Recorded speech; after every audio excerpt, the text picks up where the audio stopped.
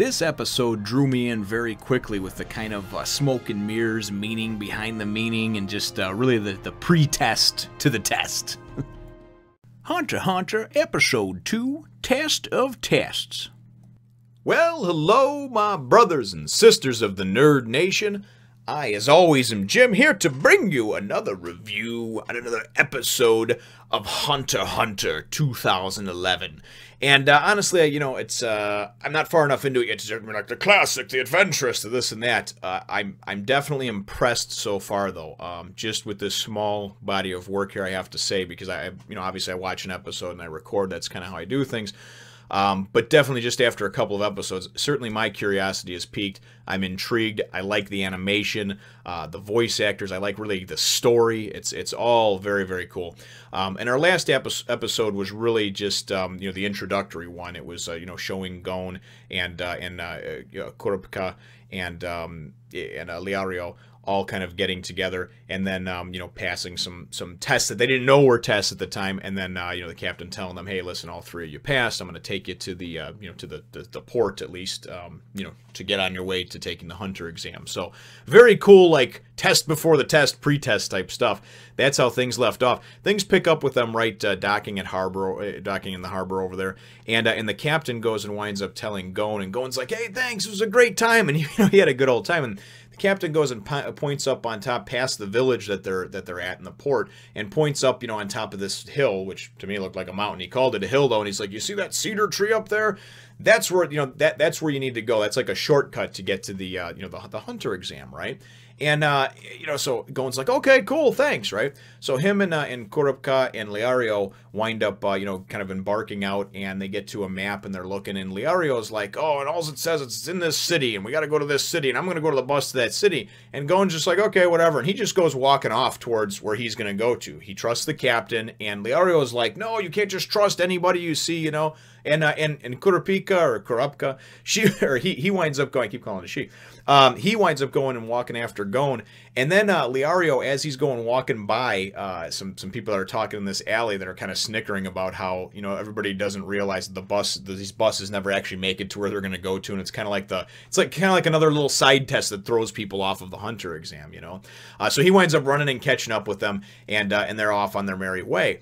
And the reason I like this so much is because all the cool mind games that are played, right? They wind up getting into this town, and it looks like it's desolate and dead. And all of a sudden, some people appear, and in front of them where they're at, and this older lady with just a couple of teeth that she has, and she says, okay, well, this is the next part of the test. To be able to go and pass, I'm going to give you a question, and you have to give me, you can either answer one or two. Those are your only two available answers, right?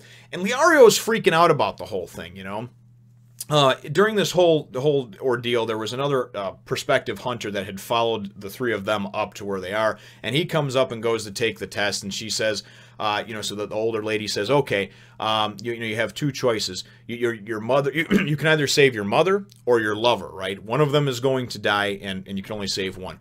Number one would be your mother, number two would be your lover. So he says, number one. And she says, okay, well, why is that, And he says, well, because you can replace a lover, you can't replace your mother, So she says, all right, you may pass, and she lets him go. So they're like, oh, okay, whatever. And Liario's freaking out, and he's like, man, this is impossible. There's no right answer, So it's cool because you see the teamwork between the three of them and the strengths and weaknesses of them over here. Liario's a bit of a hothead. Kurapika is very much a thinking type of person, right?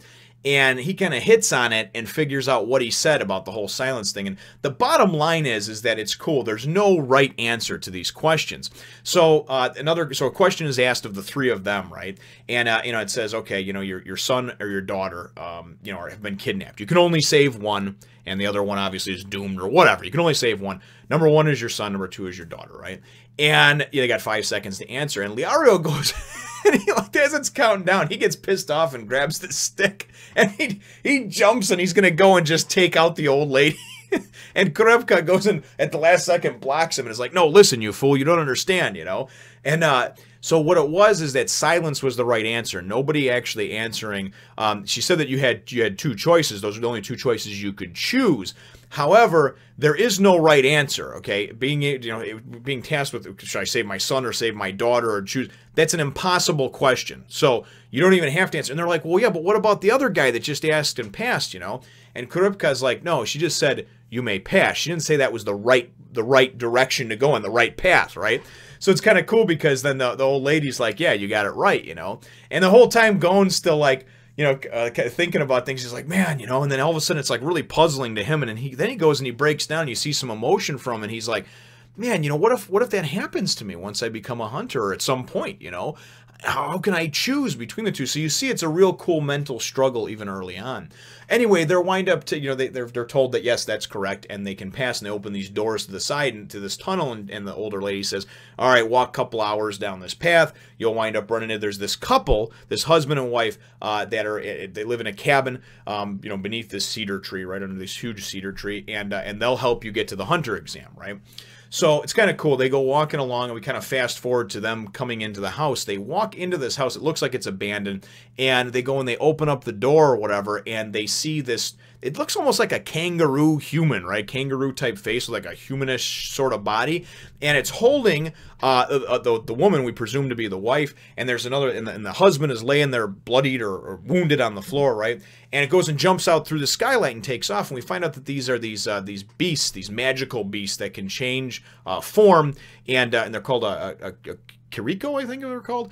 I can't remember the name exactly, but I want to say Kiriko. Nonetheless, though, so Gon and Kurapika, they're going to go and take off and go and try to rescue the wife. And they tell Liario, stay here and give medical attention to the husband, right? And this is kind of cool because as it plays out, Gon is really smart. He's going and jumping from tree to tree, has real good senses, real good tracking skills, and he's able to track this thing. And because it can speak English, or because it's a human basically, and it can speak and has the same type of speech as them, he goes and calls it stupid or ugly or something like that, and winds up getting it to hesitate for a second so he can jump off of a tree branch, get the drop on it, and pop, you know, pop him.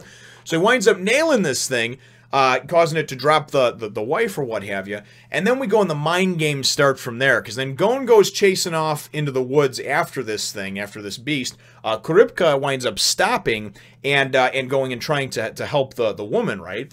She sees something on the woman, though, that goes and throws her off. Some kind of tattoo or marking on her throws her off, and she's real sharp, remember, real attentive. And next thing you know, all of a sudden, Liario comes walking up to him and is like, hey, you know, the husband's fine. The cut wasn't that deep. I bandaged him and this and that. So Kurapika, or Kurapka, whatever, winds up taking her little, it's cool. It's almost like a nunchuck that she's got these two, like, shortened staffs. I don't know, almost like shortened sticks, tonfas, batons, I guess you would say. And it's almost got like a chain or a rope in between them. And she's like, whoosh, and just nails him, jacks him up, right? So then all of a sudden, this thing's like, how did you know it was me? And it changes into one of these Kiriko beasts or whatever. And I'm like, what the hell? And then it goes, and she says, and then Kuripka says, this is where the mind games come in. She goes, well, I didn't, but, you know, I basically smacked, I thought you were Liario, and I smacked you for going and leaving a wounded person unattended, you know. We said we were going to take care of this. You had your job, and you didn't listen to it, you know. But now, obviously, I know it is, and this and that, you know. So then we go and we see Gon, and Gon is going and chasing this beast through the woods and trying to get up, and he winds up going and using his, he's got this cool looking like staff thing that also has like a, I don't know, can fire out like a grappling hook almost, you know. And he goes and winds up kind of getting up on this ledge and everything. And next thing you know, boom, one of these beasts is on him, or this Kiriko, we assume, is on him, and it's talking about, you hit me, and it pulls up the claw, and you're gonna pay for that and everything. And Gon's just standing there, right? Doesn't try to defend himself or anything else. And then Gon's like, yeah, but you're not the one that I hit.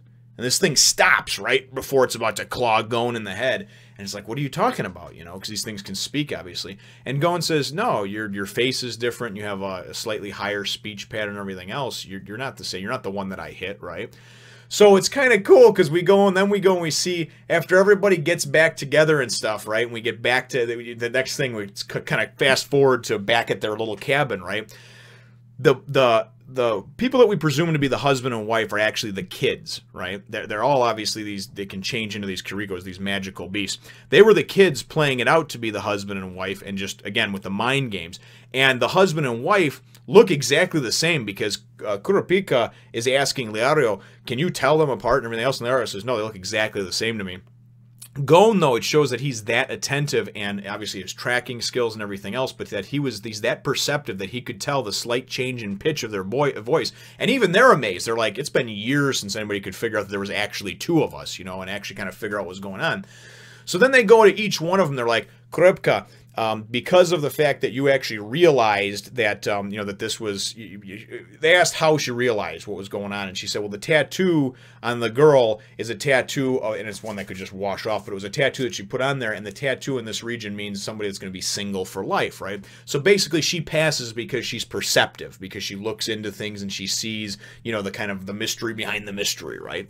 And the hidden meaning behind the hidden meaning for the Naruto fans. But anyway, and then it winds up going to Leario, and they're like, well, you wind up, you bandaged up his wounds and everything like that, but you did it faster than anybody else. Now, you didn't see through everything, through the sham like everybody else did, the smoke and mirrors, but you bandaged, him up quicker than anybody, the son, obviously, bandaged him up quicker than any doctor ever would, and you stayed by him and constantly reassured him that his wife would be okay. So you pass, right?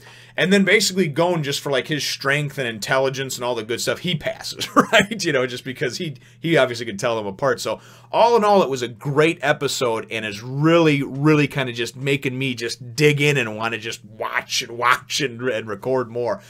Very cool stuff. So they say, hey, listen, here's the deal. We're going to go and take you guys to the Hunter exam. The location changes every year.